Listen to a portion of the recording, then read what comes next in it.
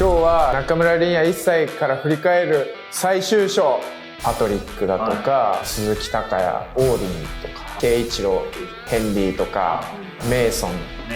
山内くんだったり、斉藤昌司だったり、すごいメンバーがわーって集まって、最終的にこうみんなでやっていくっていう形になりました。僕はもう年下にボッコボコにされるんですよ、毎日。当時はもうやばかったっすね。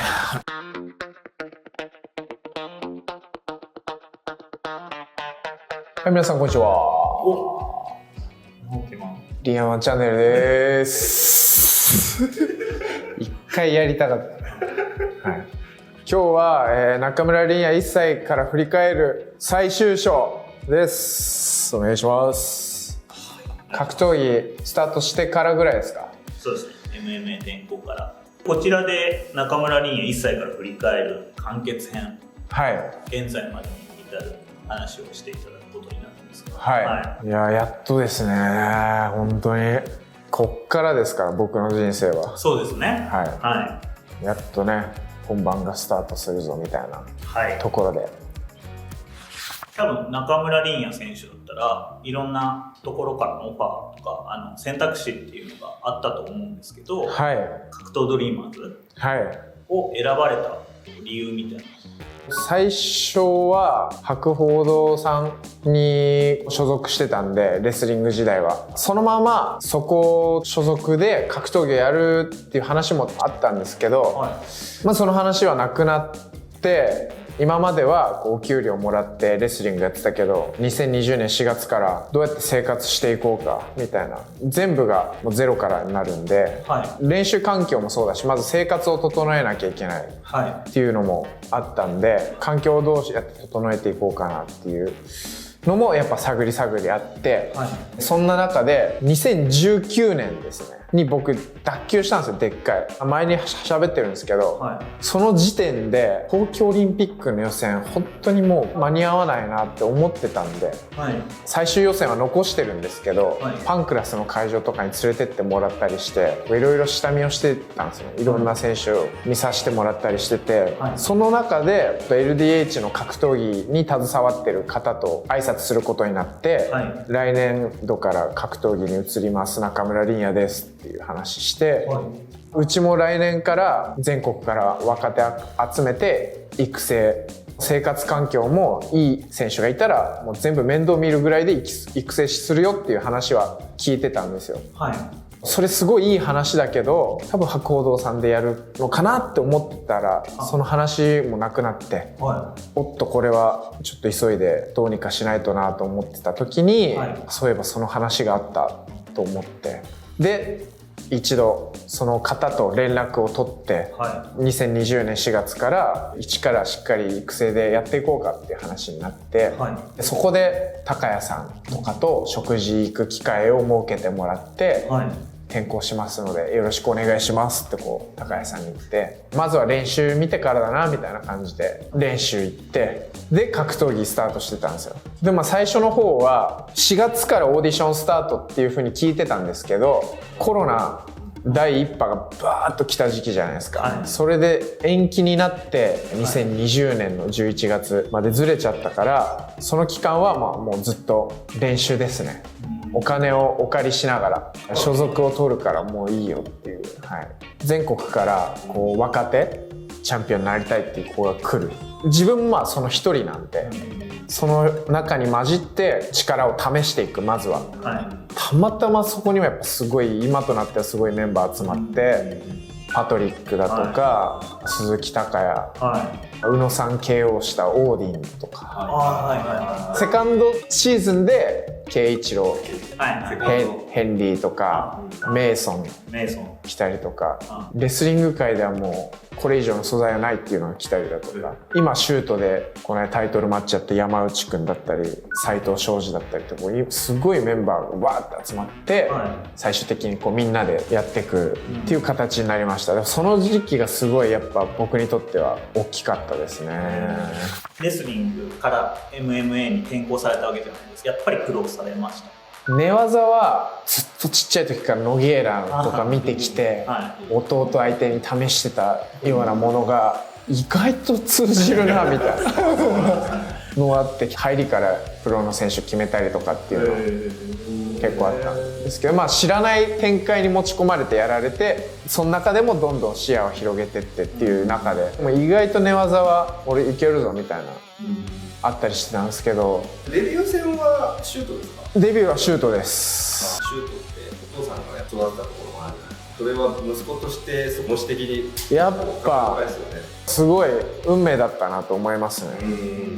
転校したばっかの僕は打撃に関しては死ぬほど下手で、やばすぎて何も見えないし、フックがこんなんですから、どこにあると思ってんのか、ここみたいな、相手がここにないからみたいな、真剣にやってるのめっちゃ面白かったりするんですけど、やってみたらすごいやっぱ楽しいし、弱みを強みに変えるのが僕の得意技なんで、その辺はもう必死に努力しましたね。転校してやっぱ打撃が上手い子が多かったんで、ドリーマーズの中でも斉藤昌司もボクシングの国体チャンピオン、パトリックもボクシング6冠とか、鈴木孝也も空手の全国3番とかで入ってきて、僕はもう年下にボッコボコにされるんですよ、毎日。レスリングの時考えらんない話じゃないですか。本当にいけんのこんなんみたいな、パンチ避けらんねえしみたいな、速すぎるしみたいな。でやっぱ慣れてくると息遣いとか初動で分かってきたりだとか、自分がここいちゃいけないんだとか分かってきたり、そういうのがどんどん積み重なって今があるんですけど、当時はもうやばかったっすね。今はどうなんですか？打撃だけでやったら結構それなりに戦えるぐらいのレベルにはなったんですか？今は全然 UFC でもストライキング勝負できる、自信もありますね。それぐらい余裕が出てきましたし、打撃がストライカーってどういうことを思ってどうやって仕掛けを張って、だから俺ら食らっちゃってたのかとか、いろんなパターンで分かるようになって、これどうやってやったの？みたいなことがなくなってきましたね。それができると格闘技やっぱ楽しいですよね。怖さが薄れる分、そういう刺激をすごいやっぱもらえたんで、ドリーマーズの育成時代はすごい充実してましたね。逆にグラウンドの展開になったら僕がずっとニヤニヤしてみんな必死になってるんですけど。も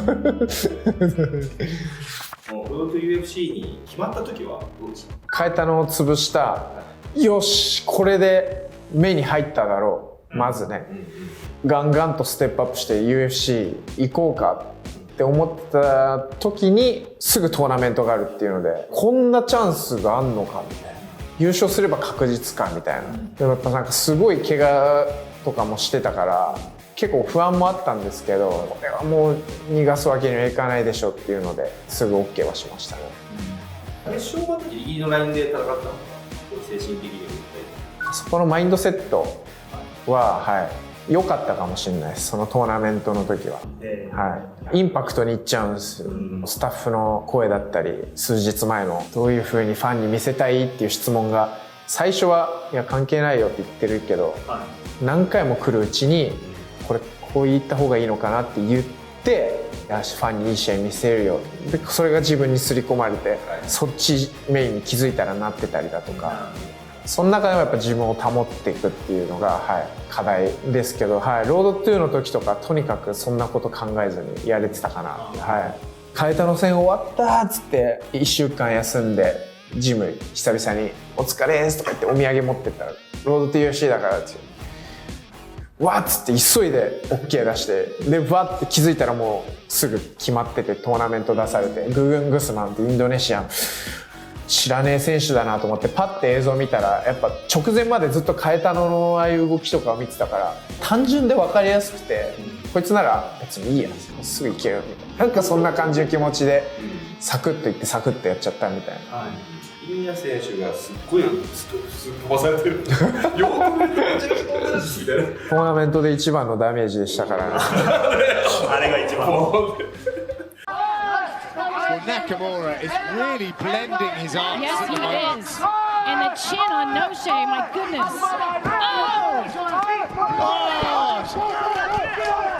And again, it's a filthy good finish from Nakamura.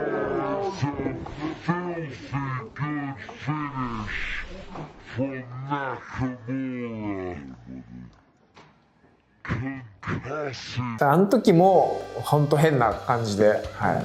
試合が終わったとか終わってないとかそんなことも別にないんで、バンバンバンってやったら急に目に見えないところから力がこう来たんですよ。で本当にいいっすよ。僕の脳内で一瞬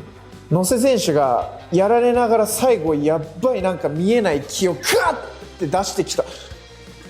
みたいな、最後の一発みたいなのが来たと思って流したんですよ。でも流してる間にあこれ審判のあれじゃんみたいなで終わった。ある一種の合気なんですよ僕の気が来たんでこう合わせてみたいなそれぐらい集中してましたよ。はいその時は埼玉の実家に住んでたんで弟とかと練習したり久々にこう弟と結構練習したかもしれないですね。公園で。女子でもレスリング強いんですよね。強いです。はい小中高校はかん大学まではチャンピオンになってるんで、はい、ちゃんとまあ体も強く組めるしグラップリングも実は出てて黒帯からも取ったりしてるんで強いですやっぱ。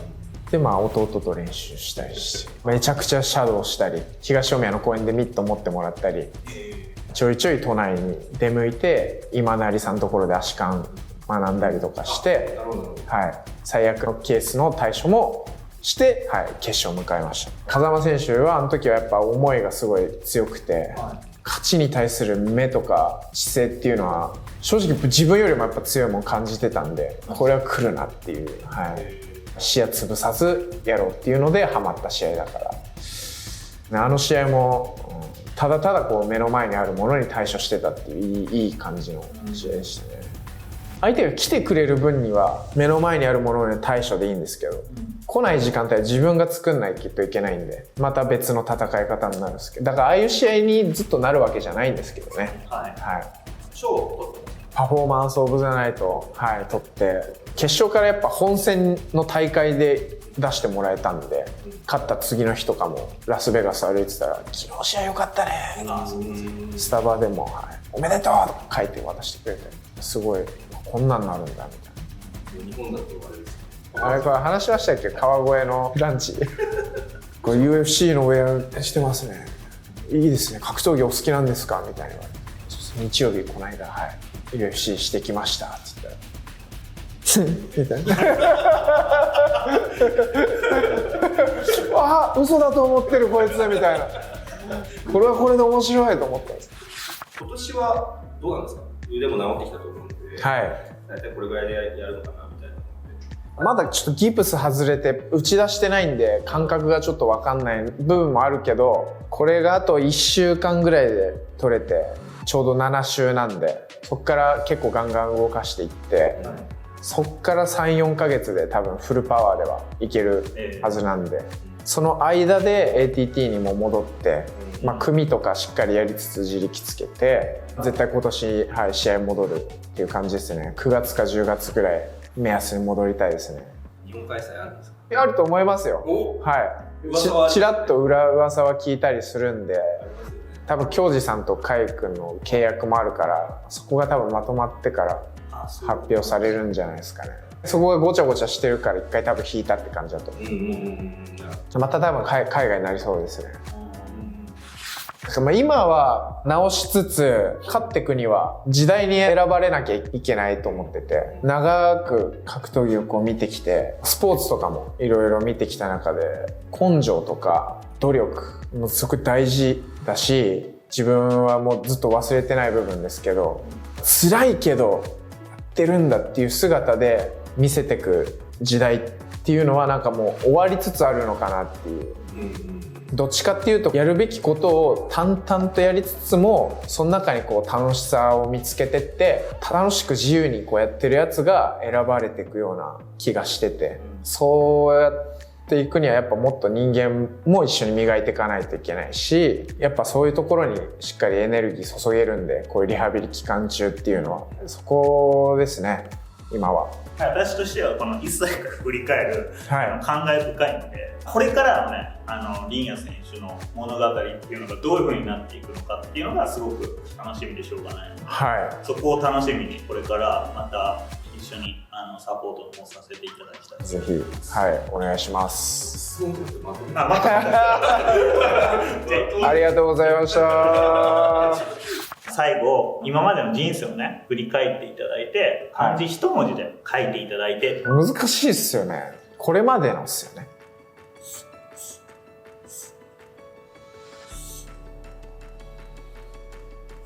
お、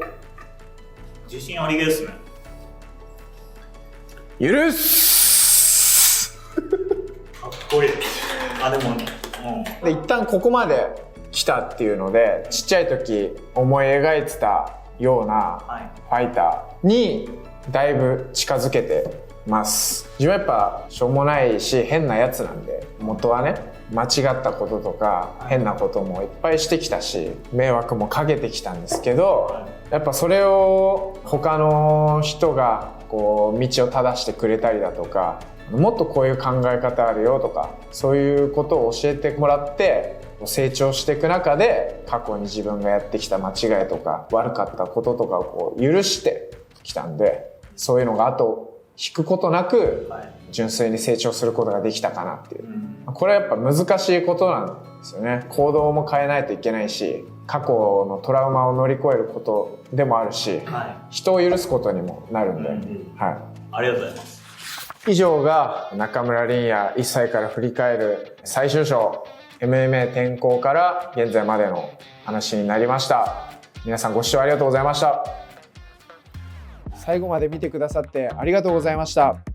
チャンネル登録といいねボタンよろしくお願いします。完結編、はい。現在までに至る話をしていただくことになるんですが、いや、やっとですね。本当に。全然思ってねえだろみたいな。はい。でもね、はい。こっからですから、僕の人生は。そうですね。はい。